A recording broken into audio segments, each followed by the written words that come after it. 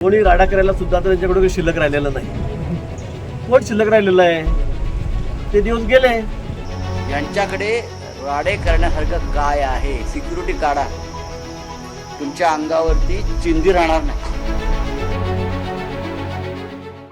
अर्धा तास ED CBI द्या, महाजनांना फोडतो राऊतांचं चॅलेंज. कोणी शिल्लक नाही आणि अर्धा तास ईडी सीबीआय द्या.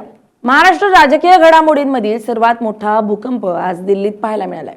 खासदार संजय राऊत यांनी भारतीय जनता पक्षाचे संकटमोचक समजले जाणारे नेते आणि मंत्री गिरीश महाजन यांच्यावर अत्यंत शेलक्या आणि तिखट शब्दात पलटवार केलाय. दिल्लीत आयोजित करण्यात आलेल्या एका अत्यंत वादळी पत्रकार परिषदेत बोलताना संजय राऊत यांचा संयम सुटल्याचं पाहायला मिळालंय. त्यांनी थेट केंद्रीय तपास यंत्रणांच्या गैरवापरावरून भाजपला ललकारलं असून माझ्याकडे केवळ अर्ध्या तासासाठी ईडी आणि सीबीआय ही दोन केंद्रीय खाती द्या.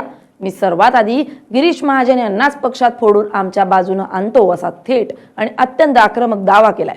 जर दिलेल्या वेळेत मी गिरीश महाजन यांना फोडू शकलो नाही तर मला राजकारणात नाव सांगू नका असं उघडं आव्हान त्यांनी सत्ताधाऱ्यांना दिलं असून यामुळे राज्यातील राजकीय वातावरण कमालीचं तापलंय. तर त्यांच्याकडे फोडाफोडी करायला माणसंच शिल्लक राहिली नाही अशी टीका गिरीश महाजन यांनी केली होती. कोणी राडा करायला सुद्धा तर त्यांच्याकडे काही शिल्लक राहिलेलं नाही. कोण शिल्लक राहिलेलं आहे? ते दिवस गेले. जेव्हा तुम्ही त्या ठिकाणी आमच्या सोबत होतात, बाळासाहेबांच्या ऑर्डॉलॉजीने चालत होतात, पण ते राहिलंच नाही तुमच्यामध्ये की तुम्ही आता काँग्रेसच्या मांडीवर जाऊन बसलेला आहात. महाजन विरुद्ध राऊत हा वादाचा एपिसोड नेमका कसा रंगलाय पाहूया त्या व्हिडिओमधून. नमस्कार, मी स्नेहा चौधरी. आपण पाहत आहात LS मराठी. या संपूर्ण वादाची सुरुवात शिवसेना ठाकरे गटातील मोठ्या अंतर्गत फुटीमुळे झाली आहे. शिवसेना उद्धव ठाकरे गटानं संसदेच्या अधिवेशनाच्या पार्श्वभूमीवर दिल्लीत आपल्या सर्व खासदारांची एक महत्त्वाची आणि तातडीची संसदीय पक्षाची बैठक बोलावली होती. मात्र या बैठकीला पक्षाच्या एकूण खासदारांपैकी तब्बल 6 खासदारांनी दांडी मारल्याचं समोर आल्यानंतर राजकीय वर्तुळात एकच खळबळ उडाली. केवळ 3 खासदारांच्या उपस्थितीत ही बैठक पार पडल्यामुळे ठाकरे गटाला संसदेत मोठं खिंडार पडल्याचं स्पष्ट झालंय. ठाकरे गटाची ही केविलवाणी अवस्था पाहून भाजपचे नेते गिरीश महाजन यांनी खोचक शब्दात टोमणा मारला होता. उद्धव ठाकरे यांच्या पक्षाकडे आता रस्त्यावर उतरून साधा राडा करायला किंवा आंदोलन करायलाही लोक शिल्लक राहिलेले नाहीत. त्यांचा गट आता पूर्णपणे जमीनदोस्त झालाय असं विधान महाजन यांनी केलं होतं. महाजन यांच्या याच विधानाचा तीव्र समाचार घेताना संजय राऊत यांनी दिल्लीतील आपल्या अधिकृत निवासस्थानी पत्रकार परिषद घेऊन भाजपवर तोफ डागली आहे. पत्रकार परिषदेत बोलताना संजय राऊत यांनी सत्ताधाऱ्यांवर खाकी वर्दी, पोलीस दल आणि केंद्रीय यंत्रणांच्या बळावर दादागिरी करत असल्याचा अत्यंत गंभीर आरोप केलाय. गिरीश महाजन यांचा राडा करण्याचा विधानाचा समाचार घेताना ते म्हणाले की जर तुम्हाला एवढीच राडेबाजीची खास किंवा हिंमत असेल तर आधी तुमच्या बाजूला असलेले पोलीस संरक्षण बाजूला करा आणि मग आमच्या समोर येऊन बोला. तुम्ही पोलिसांच्या आणि केंद्रीय सुरक्षा दलाच्या गराड्यात बसून मोठ्या बाता मारत आहात अशी घणाघाती टीका त्यांनी केली आहे. मग त्यांना Y+ सिक्युरिटी, CRPFची सिक्युरिटी, घरावर सिक्युरिटी, जिथे जिथे त्यांच्या प्रॉपर्टी आहेत तिकडे सिक्युरिटी, म्हणजे प्रत्येक गद्दाराला या क्षणी 40 सशस्त्र पोलिसांची सिक्युरिटी देण्याचं कारण काय आणि मागच्या गद्दारांची सिक्युरिटी काय नाही?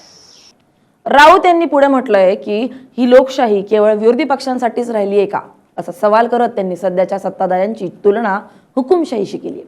बाळासाहेब ठाकरे यांच्या काळातही आंदोलनं व्हायची, पण त्या काळातील शासन हे लोकशाहीचे संकेत पाळणारे होतं.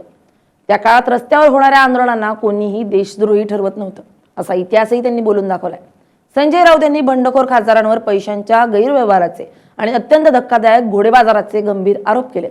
पत्रकार ज्याला पक्षांतर्गत फूट किंवा अंतर्गत मतभेद म्हणत आहेत त्याला आम्ही सरळ गद्दारी, बेईमानी आणि बदमाशी मानतो असं ते स्पष्टपणे म्हणाले.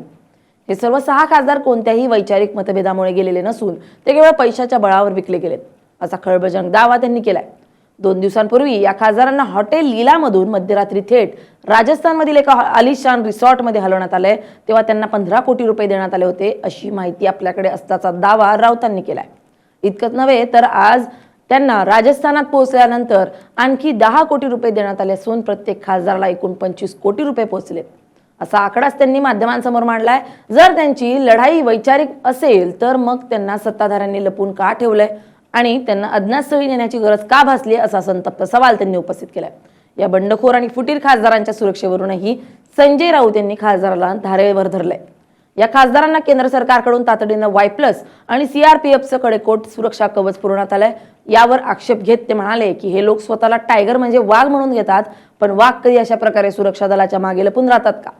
ते कसले टायगर, ते तर डरपोक आहेत. सरकारने दिलेले हे केंद्रीय सुरक्षा कवच केवळ 2 मिनिटांसाठी काढून घ्या, मग तुमच्या अंगावर साधी चिंधीही शिल्लक राहणार नाही आणि जनताच तुमचा हिशोब करेल, असा तीव्र इशारा त्यांनी दिलाय.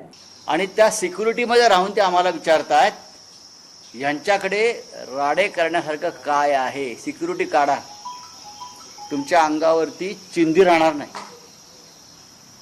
सिक्युरिटी काढा, ती पोलिसांचं कवच कुंडल आहेत ना सरकारची, ती काढा. या खासदारांनी शिवसेना प्रमुख बाळासाहेब ठाकरे यांच्या जन्मशताब्दी वर्षातच पक्षाशी आणि त्यांच्या विचारांशी गद्दारी केल्यामुळे आपल्या मनात तीव्र संताप आणि चीड निर्माण झाली आहे, असं सांगताना पत्रकार परिषदेत राऊत यांची जीभ घसरली आहे आणि त्यांनी अत्यंत अपशब्दांचा वापर करत आपला उद्वेग व्यक्त केलाय. बैठकीला अनुपस्थितीत राहिलेल्या आणि बंडखोरी केलेल्या त्या 6 खासदारांवर शिवसेना ठाकरे गटानं आता कडक कायदेशीर कारवाईचा बडगा उगारण्यास सुरुवात केली आहे. या सर्व खासदारांना पक्षाच्या वतीनं अधिकृतपणे कारणे दाखवा नोटीस बजावण्यात आली असून त्यांना 7 दिवसांच्या आत आपल्या अनुपस्थितीचे आणि भूमिकेचे स्पष्टीकरण देणं बंधनकारक करण्यात आले. जर या 7 दिवसात त्यांच्याकडून योग्य किंवा समाधानकारक उत्तर आलं नाही तर संसदेच्या नियमानुसार आणि पक्षांतर बंदी कायद्याअंतर्गत त्यांची खासदारकी रद्द करण्यासाठी थेट लोकसभा अध्यक्षांकडे अपात्रतेची याचिका दाखल केली जाईल, असा स्पष्ट संकेत राऊत यांनी दिलाय. शिवसेना ठाकरे गटाच्या वतीनं लोकसभा अध्यक्षांना आधीच एक अधिकृत पत्र पाठवण्यात आलं असून कोणत्याही परिस्थितीमध्ये कोणत्याही स्वतंत्र गटाचे दुसऱ्या पक्षात विलीनीकरण करण्याची कायदेशीर तरतूद संसदेत नाही. हे तांत्रिक मुद्दे अध्यक्षांच्या निदर्शनास आणून देण्यात आलेत. या संपूर्ण प्रकरणावर भाष्य करताना संजय राऊत यांनी ठाकरे गटाच्या वतीनं आगामी काळातील संघर्षाची रणनीती स्पष्ट केली आहे. ही केवळ कायदेशीर लढाई नसून ती जनतेच्या दरबारातील लढाई आहे, असं सांगत त्यांनी ठाकरे गटाकडून आता ऑपरेशन तुडवा अधिकृतपणे सुरू करण्यात येत असल्याची मोठी घोषणा केली आहे. आमची मेहनत, पक्षाचं चिन्ह आणि कार्यकर्त्यांचं रक्त सांडून हे लोक खासदार म्हणून निवडून आले आणि आता अत्यंत बेशरमपणे सत्ताधाऱ्यांच्या मांडीला मांडी लावून बसण्यासाठी पक्षाशी बेईमानी करतायत. ही गद्दारी महाराष्ट्राची जनता कधीही सहन करणार नाही आणि त्यांना रस्त्यावर फिरणं कठीण होईल, असा इशारा त्यांनी दिलाय. गिरीश महाजन यांच्यावर वैयक्तिक हल्ला करताना राऊत यांनी त्यांच्या राजकीय कर्तृत्वावर आणि इतिहासावरही प्रश्नचिन्ह उपस्थित केलेत.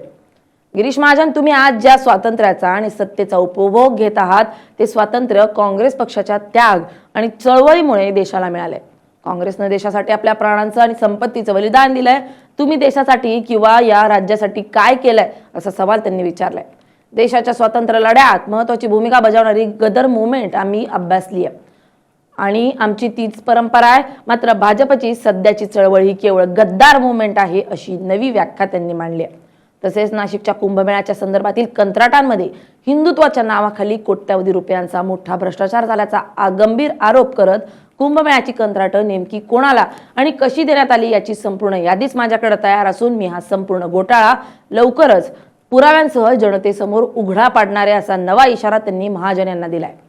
संजय राऊत यांच्या या अत्यंत आक्रमक आणि वादग्रस्त वक्तव्यानंतर महाराष्ट्राच्या राजकारणात आरोप प्रत्यारोपांच्या फैरी अधिकच तीव्र झाल्यात आणि त्यांना आता राज्यातील जनता किंवा त्यांचं स्वतःचं खासदारही गांभीर्यानं घेत नाहीत. मात्र राऊत यांनी केंद्रीय यंत्रणांना आणि मंत्र्यांना दिलेल्या या अर्ध्या तासाच्या आव्हानामुळे आगामी संसदेचं अधिवेशन आणि राज्यातील आगामी विधानसभा निवडणुकांच्या पार्श्वभूमीवर महायुती विरुद्ध ठाकरे गट हा संघर्ष आता अधिक तीव्र आणि हिंसक वळणावर पोहोचण्याची शक्यता निर्माण झाली आहे. Bureau report, LS Marathi.